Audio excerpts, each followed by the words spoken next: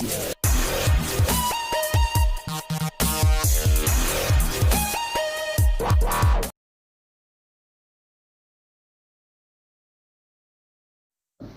students are planning a school promotional event. Their first attempt in shown below. यहाँ आपको एक table दे रखी है, इसमें एक स्कूल की प्रमोशनल इवेंट की प्लानिंग का फुल रिकॉर्ड दिया हुआ है। सबसे पहले हम इसको समझेंगे। आप देखिए कॉलम्स आपकी ABCDE की फॉर्म में दिए हुए हैं, रोज़ आपकी 4 5 6 7 8 9 की फॉर्म में दी हुई हैं। सबसे पहले हम जब भी हमें कभी इस तरीके का क्वेश्चन मिलता है तो सबसे पहले हम सेल एड्रेस को अपने माइंड में सेट करते हैं कि what is the cell address of a particular cell. Suppose expenditure, what is the cell address of this A7, soft drink A12, total cost of the prom A17. Like this way, suppose first we understand the cell address, then we start solving the question. Then first question with the help of table. First question, what is the cell reference of the shaded cell? Shaded cell का cell reference क्या है?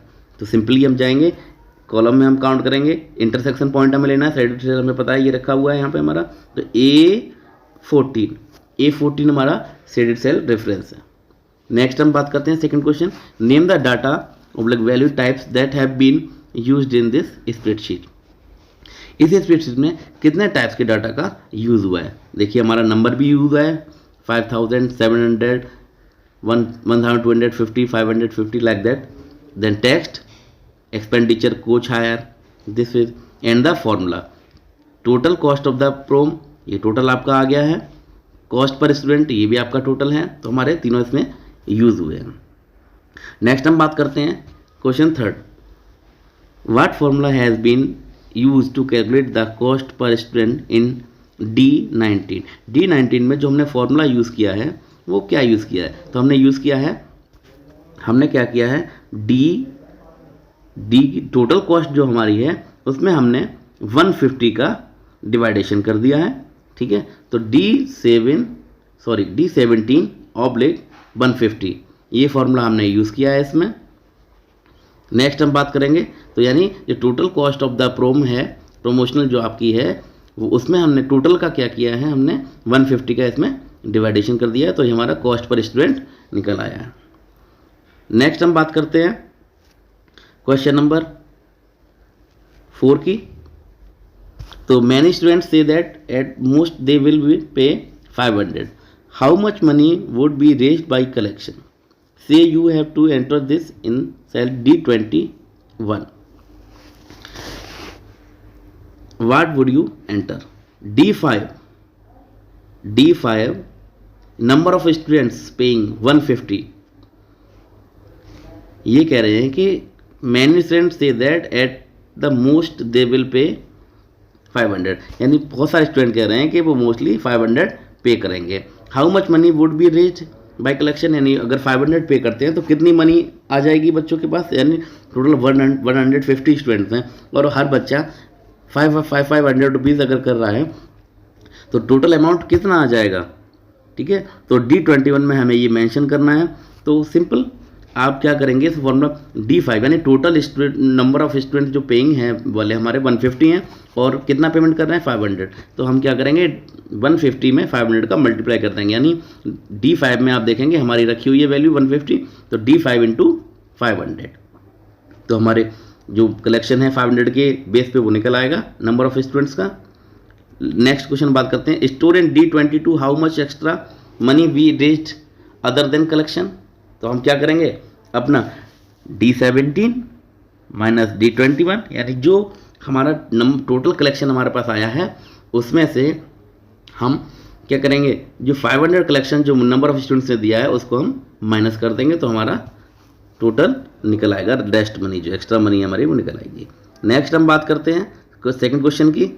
Second question है हमारा, Sudha Arora used a spreadsheet to record information about the results of her pupils in an examination. Part of the spreadsheet as shown below. अब इसमें भी आप देख रहे हैं क्वेश्चन सेकंड मैंने लिया है इसमें भी आपके columns A B C D की फॉर्म में है, रोज आपकी 1 2 3 4 5 6 की फॉर्म में है। The name marks out of 40% of pass और फेल। इस क्वेश्चन को हम सॉल्व करेंगे। सबसे पहले देखेंगे हम which formula has been entered to cell C2। C2 में हमने कौन सा फॉर्मूला यूज़ किया, यानी आप सिंपल जानते हैं परसेंट निकालने के लिए हम किस फॉर्मूला को यूज़ करते हैं। तो हमने क्या लिया, हमें मार्क्स आउट ऑफ 40 दिए हुए हैं, 32 मार्क्स दिया हुआ है हमें मोहन कुमार का, तो हम इस पर इसका परसेंट निकालेंगे। तो 32 ऑब्लिक हमारा मैक्सिमम मार्क्स कितना है 40, तो 32 अपॉन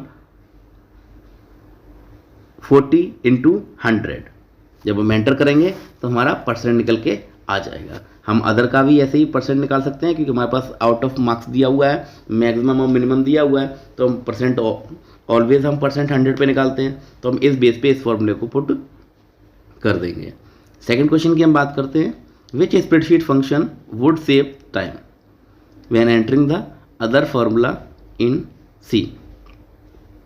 यानी अगर हम जैसे हमने ये फॉर्मूला मोहन कुमार की सेल में जो फॉर्मूला परसेंट निकालने के लिए यूज़ किया है, अगर अदर के लिए भी हम ऐसे यूज़ करें तो हमें क्या फंक्शन यूज़ करना पड़ेगा जिससे हमारा काम जल्दी हो जाए।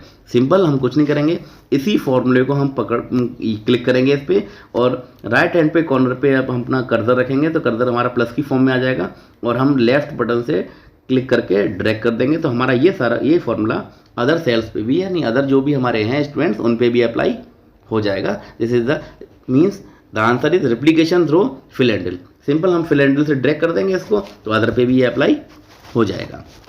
नेक्स्ट हम बात करते हैं, the pass marks are 50%। Explain how the data in cell D2 has been produced by the computer. इसमें हम अपनी कंडीशन पुट करेंगे, जैसे हमने देखो आप दे रखा है इक्वल इफ, अगर C2 मीन्स ये 80% जो हमने मोहन कुमार का निकाला है इज ग्रेटर देन 50, यानी अगर ये 50 से ज़्यादा होता है, यानी अगर ये हमारी 51% है, 52% है, 53% है, 54% है, हमने ये कंडीशन लगा दी इक्वल इफ, अगर हमारा C2 यानी ये परसेंट वाला कॉलम जो है अगर 50% से ज़्यादा है तो ये पास प्रिंट करेगा, यानी पास यहाँ पे शो करेगा, अदरवाइज ये फेल शो करेगा। तो देखिए आप परसेंट अगर इनकी निकालेंगे, आप प्रैक्टिकल अपने घर पे करके देखिए, अगर निकालेंगे इनका परसेंट तो अगर 50 से बिलो आएगा तो ये फेल दिखाएगा, और 50 से एबव आएगा तो ये पास दिखाएगा। थैंक यू, आई होप आपको ये सब समझ में आया होगा।